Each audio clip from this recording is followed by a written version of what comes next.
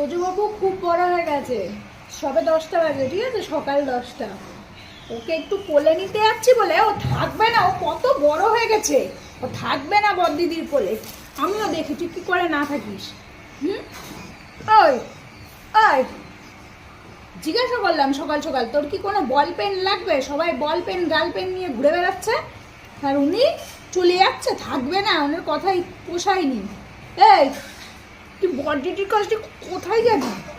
এখানে এইটুকু করে চ্যাপটি করে রেখে দেবো, ছোট্ট মানুষ নিয়ে বড়দিদি কোলে উঠবে না, উনি বড় হয়ে গেছে তো, অনেক বড় হয়ে গেছে, তাই কোলে উঠবে না। খুব বড় হয়ে গেছে আমাদের মেয়ে। ওই ও শুধু ভাবছে বড়দিদি তুই এত সকালবেলা উঠলি কেন, তুই আরো 1-2 ঘন্টা ঘুমা।